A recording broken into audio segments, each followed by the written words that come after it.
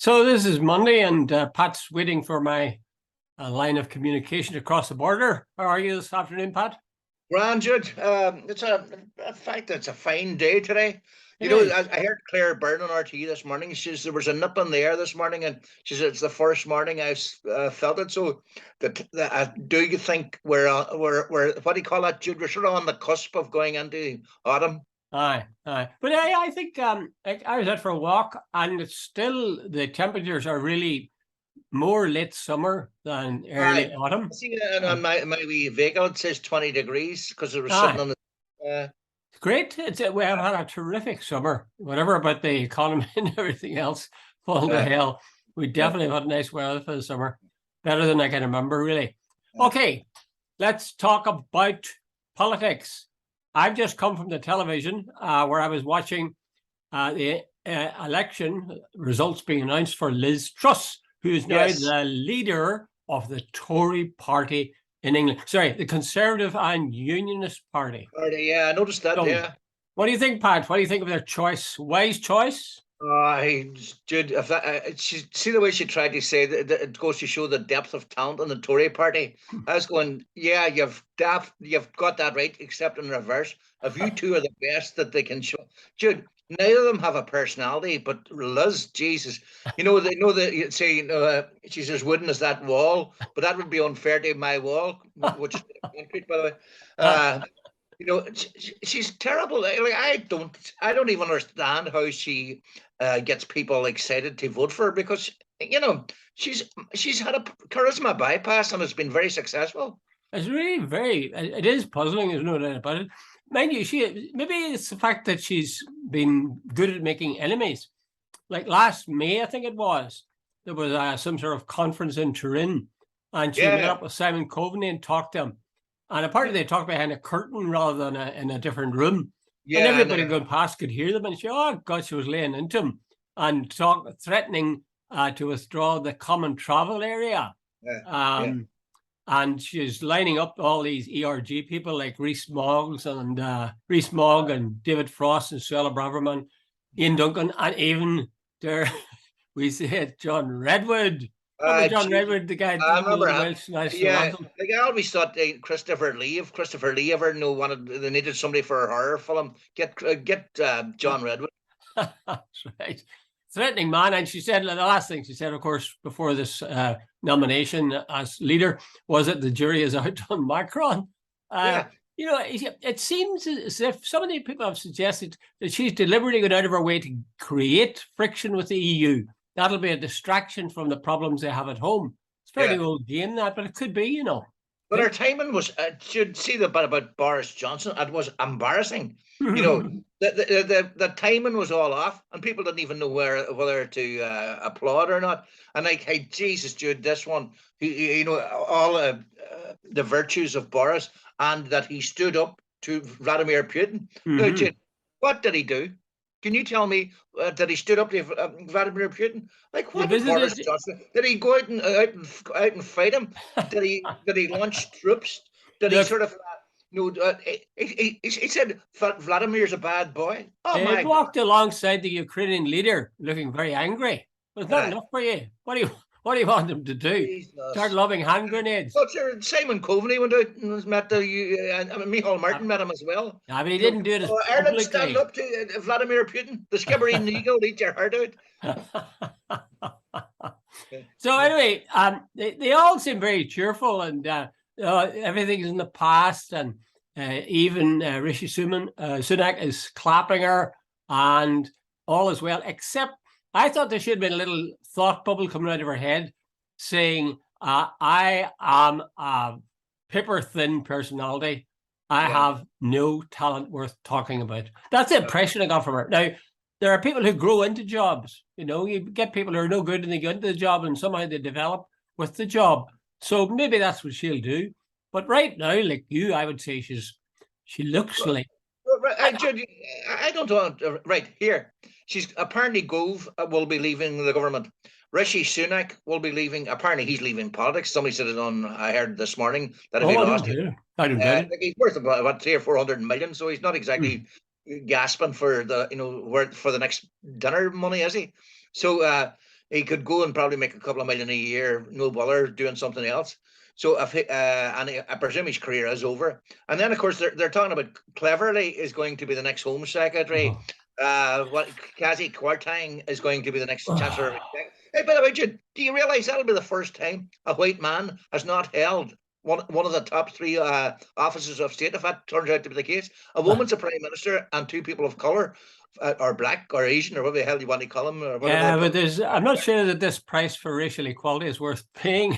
I mean, what you want is a non-white man or a non-white woman who's got talent. And I don't see any talent in Kwasi, whatever his name is. Kwasi Kwarteng is to the right of John Redwood.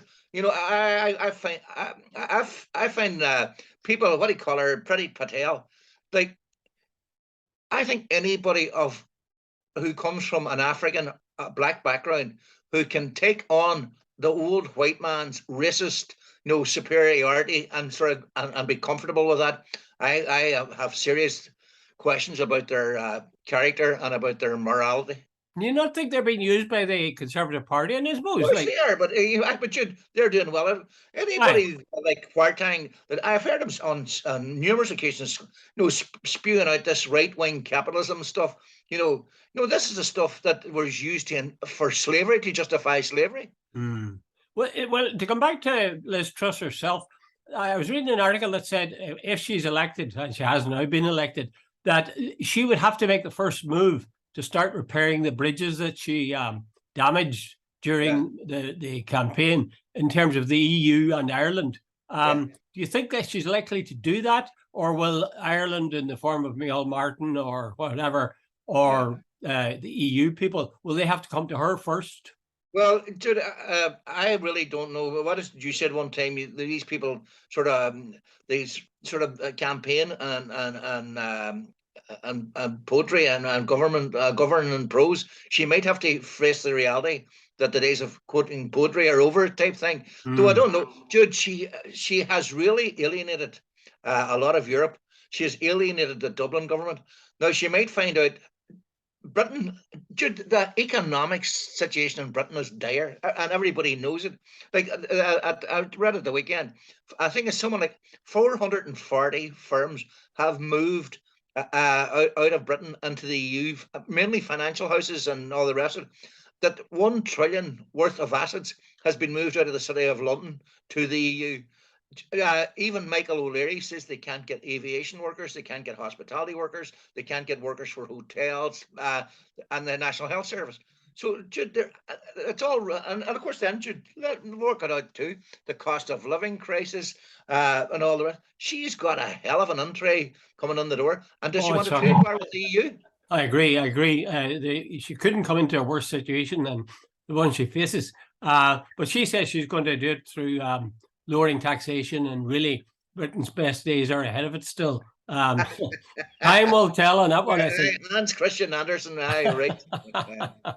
Well, the Conservative Party, you deserve the party member that you elect, I suppose. But can I ask you, do you seriously believe that this shows the depth of talent the Tory party has, that she is and Sunak, are emerged as the top two contenders? It does seem rather strange.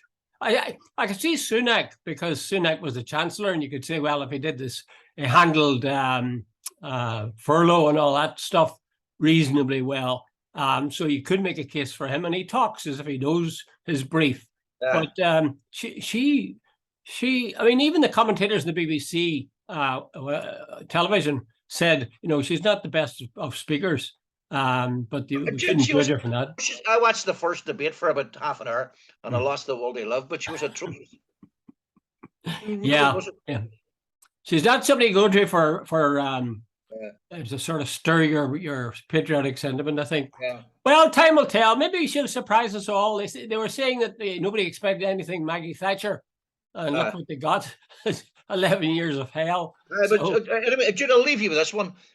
Apparently there have been 4 ballots of the Conservative Party membership. All of the 4, she is the first not to get above 60%. She got 57.4 or something.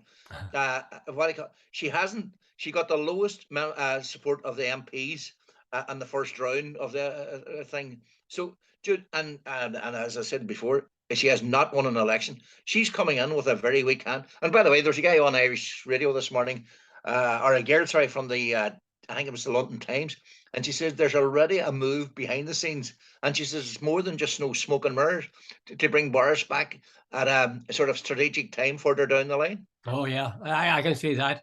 I think the only question with regard to Boris is whether they'll bring him in before the election or after the election. My guess is after the election, because it would really look too quick. Like they've had, what is it, 4 prime ministers in 6 years? Yeah. And if they did get rid of Liz and put Boris in before the next election, which in some ways would make a lot of sense, it'll still look awful quick, except she was to resign or something and say she lost interest, or wanted to look after her husband, O'Leary, Mr. O'Leary. Can you hear my phone in the background? Huh? Can you hear my phone going in the background? I do. Oh, I thought you were talking about the background of Liz Truss, who's got this husband of hers, O'Leary. I didn't ever follow that up, but I gather he's obviously Irish background, but that's no excuse for anything. Anyway, let's move on to politics here, and the opinion poll that came out of the weekend concerning the parties in the South, and as pretty well as expected, Sinn Féin's leading by a country mile. Any thoughts? Is it telling us anything new, or does it? I had a laugh when I saw it. Was this Sunday Independent Irish thinking or something? I thought the Sunday Independent must be choking on themselves, because they have led the most vindictive, vicious campaign for a long time. Everybody in Sinn Féin is a two-headed monster. But anyway, they see the fact that Sinn Féin are, what is it, 36% of the vote. Fine Gael 21, and I think is it Fianna Fáil 16. Now, okay, Sinn Féin have only gone up 1, but they're still what, 15 points ahead, percentage points ahead of their nearest rival. Jude, they're going up all the time. The other ones are coming down. So, Jude, it's an amazing turnaround, really. It is. It's a constancy of it, Pat, that impresses me. Ever since the election, which, how long ago was the election now? Was it about 2 years ago? 2 years. 2 years. They steadily, at no point did they dip since then. They just simply seem to be increasing. I thought that some of the findings that weren't headlined were even more interesting than the one you've just spoken of. The figure for the leaders was Sinn Féin. Who's most likely to be the next Taoiseach? And Sinn Féin, Mary Lou McDonald, 57%, which you think, oh, that's not that many. And then you look at Fine Gael, 18%, and Fianna Fáil, 6%. So, there's no doubt about it. The vast majority of people expect Sinn Féin to be leading in government, and they expect Mary Lou McDonald to be leading. Another funny thing, there's somebody definitely wants to get in touch with me. Nice. But the thing, what you have to laugh at is, the Fianna Fáil were the traditional Irish party, and for years they dominated the scene. Now it seems that they have lost totally out to Sinn Féin. Yeah. Oh, yeah. There's no doubt about it. I think their existence must be a problem. As continued existence. You see, if they stand up against Sinn Féin, they'll never catch up with them. They'll never out Sinn Féin. On the other hand, if they go into government with them, there's a terrible danger they'll just be swallowed up. So poor Mayhall, I feel sorry for him. I taped the meaning of life last night. It was with him. I don't know if you saw it, but I didn't see it. But I have a tip, so I'm interested to see that. On a personal note, I must say I was saddened to hear he had lost 2 children, which is a hard enough blow. But anyway, that's politics for you. Okay, let's go on. Well, you pick the next person. There's another well-known Irishman, is it? Do you want to go to him? Michael. Jude, I was reading, and it's the funniest review I've ever read. Mark Kermode is a well-known film critic. Very good. Apparently, he watched sometime about Friday, I think. This thing, it's called Blackbird. Yeah. And it's Michael Flatley. Apparently, Flatley wrote it, directed it, and stars in it. Yep. And he also funded it. It's a total vanity project. By our friend, the Lord of the Dance, and Kermode said it is the worst film he has ever seen. and he says he has actually seen the film The Sexual Lives of the Potato Men, and The Exorcists, The Heretics, and he says all the other, what is it, raspberry films, but he says none of them can hold a candle to this. I had to laugh, dude. I was watching one of the guys in Dublin, doing a impersonation of Michael Flatley, and apparently he has an ego the size of a planet. Oh, I think that's obvious. So, yeah. And you sort of go, like, is there no beginning to this man's talent? Well put, well put. Well, he was on the Late Late Show on Saturday night, Friday night, Yeah. and I sort of felt sorry for him. On the one hand, he was telling us how Lord of the Dance has been going the rounds of the world for the last 30 years or something. And, who's laughing now, essentially, is what he's saying. So I felt sort of sorry for him in that. And then when he mentioned Blackbird and Ryan Tubridy, he tried to talk it up. And the audience were asked how many were going to go to it. And they, yeah. And Flatley says, and tell your friends as well. He sounded just a wee bit desperate or terribly local, not the kind of confidence somehow that you'd expect. I mean, someone, when you consider the fact that he's worth about something like 300 million. Aye. Like, it's not bad for dancing. Yeah. But maybe he did. There's no doubt about it that with Riverdance, they transformed the whole, I suppose, the world view of Irish dancing and Irish culture. Yeah. That was a fantastic moment. The interval in, I don't know what year it was for Eurovision. It was astonishing. Yeah. But anyway, poor Mike, I feel sort of sorry for the guy. He was talking about the fact that when he was young, he had to go out and work on the building sites, I think, with his father or something. But his father owned the firm, so I'm sure he wasn't killed. Oh, is that right? They didn't tell us that, but yeah. Oh, well, maybe it didn't come quite from rags to riches. No, I don't think so. A reasonably comfortable background, but there is something smug about him that sort of irritating. But let's face it, he was talking to Ryan Tubridy. So, I mean, the bar wasn't being set very high in comparisons. Oh, sorry, Ryan. I've seen your moment there. What I meant to say was the bar was enormously high in terms of comparisons. Okay. Let's talk about somebody we talked about the last day. Only I didn't think we did it in sufficient detail. And that is this man. I didn't realize he had been actually. It says that arrest of teacher Enoch Burke is expected over the alleged breach of a court order in dispute over transgender student. Now, the guts of this is that this guy is a teacher in the school. I gather he interrupted an assembly or something to make this point. But there was a single student in the school who's trans, or believes he's trans, or is transitioning from male, I think, to female. But this teacher says that he's not going to call this student or this pupil they. Now, we touched on this the other day.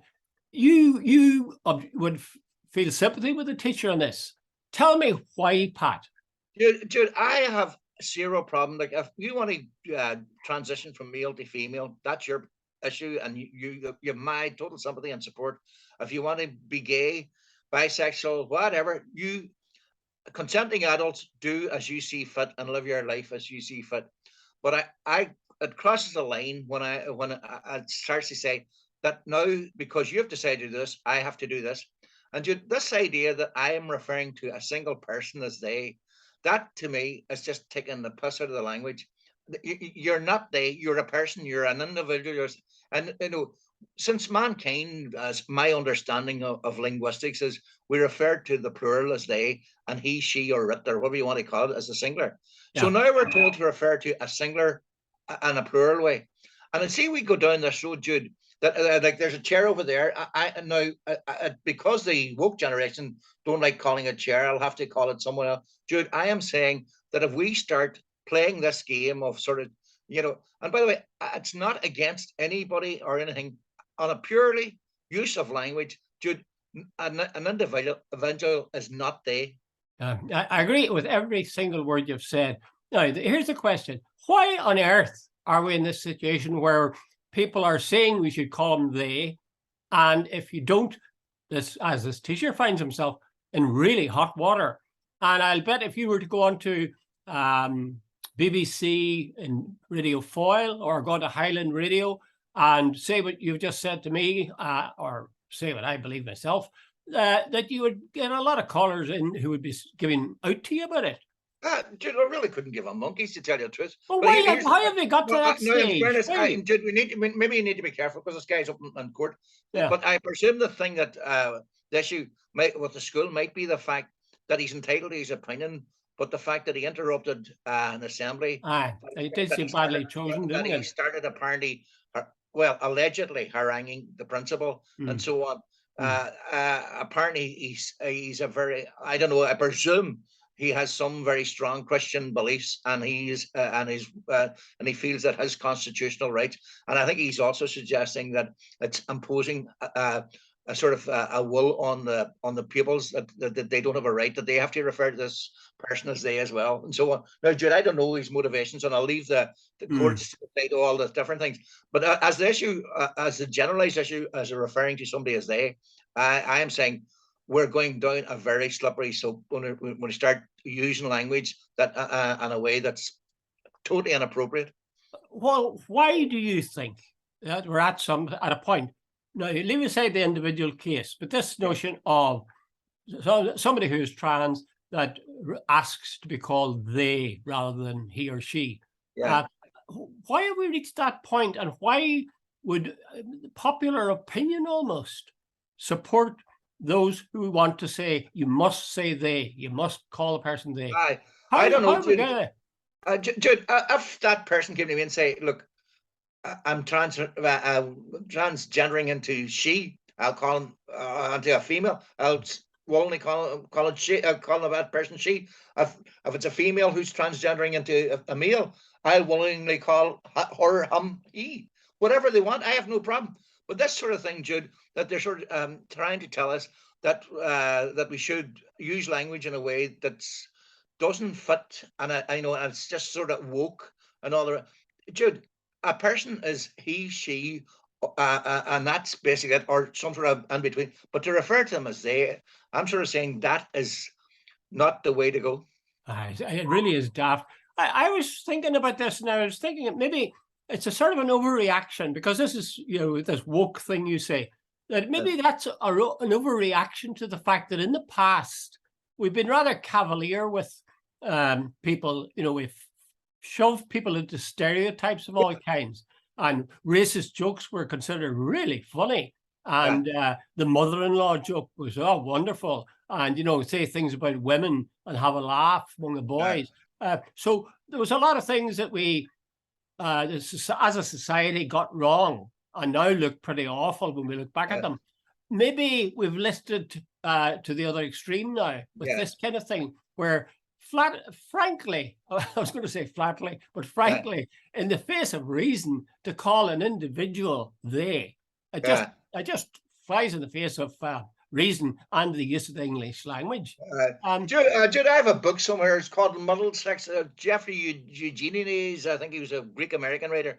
It's all about this thing about a child who was born and wasn't sure what sex. And it's just sort of a book that's sort of tragedy in its own way and so on. And I have every sympathy for people who find themselves, caught between maybe different sexes and not happy being a male or not happy being a female. But Jude, I don't think that means that the rest of society has to sort of kowtow to sort of that view, and that you're wrong by saying I don't like this. Yeah, well, you'd be seen as being. I think the idea is that if you don't say they, that suggests that you're kind of opposed to trans people.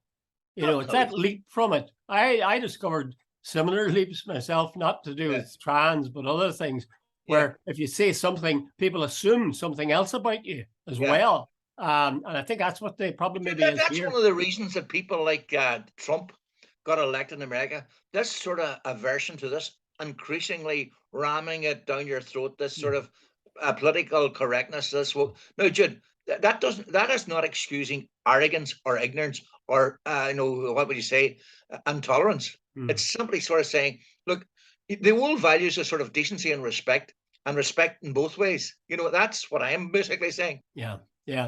I think you got a good point. Tell us this, Pat. One, I think now I've got this right. This isn't to do with this particular case, but there's quite a number of people who have transed, right, from Yeah, a woman to a man or a boy to a girl, yeah, and they want their birth certificate to reflect that, yeah, because the birth certificate would say that they were another gender or another sex than they are yeah. at present. And would you have sympathy with that? Yeah, Jude, along the way, I think, Jude, if somewhere along the way I decide to become Aye, Patricia, you aye. know, like, uh, uh, and then I go And a looking very for nice Patricia you would make as well. lovely, but I'd get rid of the beard. But say I was 21 Yeah, and I was going looking for a job and yeah. so on, and I showed up, with my blonde hair and my boobs and all the rest of it, and but yet it says The Patrick. mind boggles. The mind boggles. But somebody looks at you going, wait a minute, it just creates. Now, if I could then convert that my Patricia to or my Patrick to Patricia and present me birth cert and whatever and all the rest of it, Well, it would probably make my life so much easier. well, So, it Jude, might. I would try and facilitate that. Would you? Well, I honestly wouldn't. I mean, if a birth certificate states, I mean, it's a medical thing. People Yeah. look at the infant and they say that's a boy, that's a girl. Now, if you did then change that in hindsight, I mean, it's actually telling a But there lie. have been cases where apparently children have been discovered to have certain characteristics Ah, of. but that's different. That's different. I'm talking about people who are actually born male or female, and then later on they trans. And that's, as you say, that's their affair. But to then say, I want to change my birth certificate to show Yeah, that I was that when I was born. No, you weren't. I mean, yeah, that's the whole thing. There wouldn't be need for yeah. a trans if But you were. someone, Jude, if there was a way of doing it that maybe a birth cert too, the original still or something. I Ah, don't know. Pat, No, that's I ridiculous. accept totally that's Come ridiculous, on, Pat. That's as ridiculous as but this look, no, but bloody I'm day I'm thing. trying to be fair to people. Like, if you trans from male to female when you're in your teens or early 20s, Uh, that it starts getting very complex and complicated for you mm. if you're trying to get a passport, if you're trying to maybe fill in a form for your whatever, and then please produce your birth cert.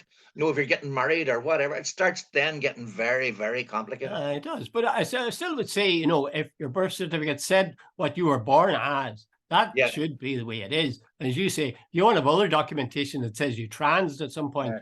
Well, that's another matter. Do you think this is a very wide, I was going to say problem, but do you think there's a great deal of transition by people? Or I is would it, doubt it very much, Jude. I would say it's very much a minority, very, very much a don't you hear minority. an awful lot of talk about it? But I Yeah, tell you what worries me is a lot of it appears to be taking place with kids even before puberty. And then they yeah. give, in some instances anyway, the puberty blockers are given to them. Uh, I frankly, I wouldn't, my children or myself, I wouldn't uh, have trusted me to make a judgment for my life uh, until I was about 25, uh, never mind 12. no, Jude, that's an issue. I think it is. A lot of people are very confused about their sexuality when they're young Oh, of because, course, of course. so, and I don't think you should be making judgments that's going to affect the rest of your life when you're 12. Well, would you see parents that would give a kid free rein on that or support them in whatever they wanted to do? Well, Would you see them as being poor parents or there's, decent parents? yeah, there are people. Jude, I would say to any kid, look, wait till you're 18, and then look if you're still of the mindset, that has to be your decision, but not at 12 or 14. Mm-hmm. But by the way, Jude, changing the subject totally. Okay. Can I ask you a question? Came into my head the other day. Yeah. In the South now, if you were adopted years back, Yeah. you can now come back and you can get details of your parents and whatever, Yes, indeed. all the stuff. Now, I heard a couple of jokes about there's a lot of boys going to get knocks on doors in the near future and so on. Yeah. And there's over the years, like I heard a story, a man who died. He lived in I'll say South Donegal. That's as big, and he died, and he never knew he had a child. The person, I think it was a son, came back there quite recently, and this man never married, went to England as a young man, worked on the sites and so on, and as far as he never mentioned to his family that he had a child or anything like that, and that this guy. So, Jude, how many knocks on the doors like that are there going to be? And by the way, here's the question I really meant to ask you: do you think the rights of the parents take paramount or primacy, or the rights of the child coming looking? Well, the law at present says, I mean, certainly in England or Britain, says that the adopted child has a right to find out who the real or their birth parents were.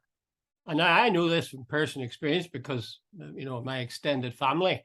And some children, I mean, if you were adopted, Pat, it might be when you reach 25 or 30 or 35, you might say, God, I'd like to know who were my real birth parents. Yeah. Now, that's not to say that I don't value the parents I have, because they really are your mother and father, but you might want to find out. It seems to me a fair enough thing to do, to knock on the door. I mean, if a guy is the father of a child, it's not exactly, what will I say, reckless or haranguing or anything to knock on the door and say, listen, your son or your daughter wants to have a chat with you. I think that goes along with it's sort of a responsibility that comes with fathering. And after that, they don't have to stick around. I mean, they don't. If I go and supposing you fathered me, Pat, and I went into your house and said, we talked, oh yeah, and then I went out and you said, no, I don't want to meet you again. I don't think I've got a right to start saying, yes, we must meet every month. Yeah. Well, no, you see, I was aware of a particular circumstance. I'll not give any details this one, but there's a guy I sort of know. And anyway, he reached the stage of in his early 40s, and he went and looked for his mother. She agreed to meet him on the basis of total confidentiality. And she refused to, and she made it very clear she was not, her husband was a very respectable man in a very respectable profession.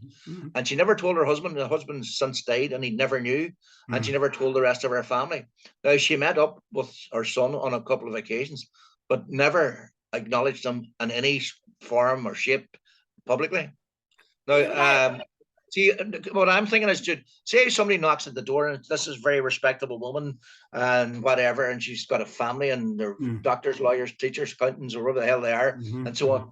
And she suddenly says, "Well, you had a child. Is that woman's rights, to her privacy for something that happened 40 years earlier? Is that?" Well, see, you're presenting it as being that if the knock comes in the door, the rest of the woman's family, present family, is there. I would, my experience with this, I know a couple of cases where, in one instance, the adopted child had no interest in checking out the birth mother. Or father.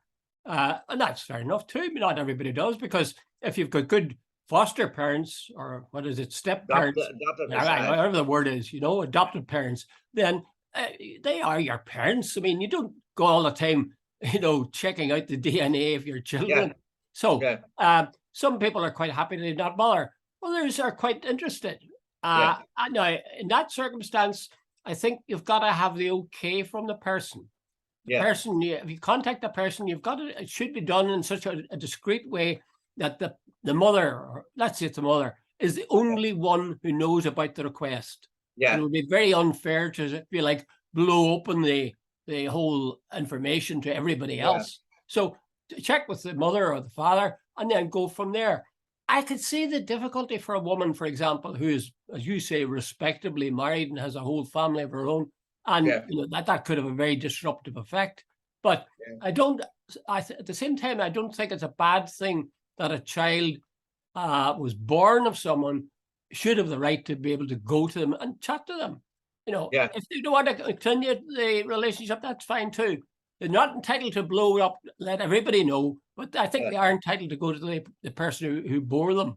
And chat to them. I thought it was a very complex, and whose rights takes precedent. Somebody coming almost literally knocking at your door, because that's what I think they're going to be given the information shortly. I think it's from the end of October, end of this month. I'm not sure. And I can imagine, have you ever watched Long Lost Families on ITV? No, I haven't. A hell of a lot of the programs were of an Irish background. my mother came over here in the 1950s or the 1960s, and what do you call it? She had me, and she gave me up, and we went into a Catholic charity and was adopted. So I'm thinking there's going to be a lot of Irish families now coming or getting a knock or getting, and I'm just wondering how will they react. But the thought occurred to me, whose feelings or rights are paramount, and I haven't really worked it out in my own mind.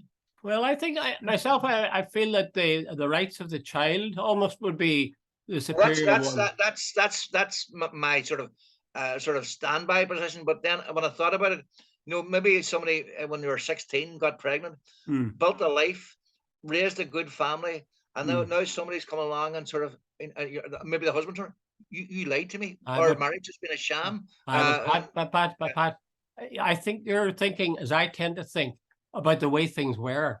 Yeah. I mean, when I was young, for a woman to have a child when she was young or outside wedlock was a shocking thing. Absolutely. Or to a great extent now, it's not a shocking thing at all. Michelle O'Neill has made clear that she had a child at 16, and nobody thought any the less of her. In fact, they thought some of the teachers weren't supportive enough of her. So it's other people that are under the gun. I met a man one day, and he says, "I'm going." I'm going to the couple. They're getting their kids christened, and he says, "Oh, and by the way, they're getting married next month."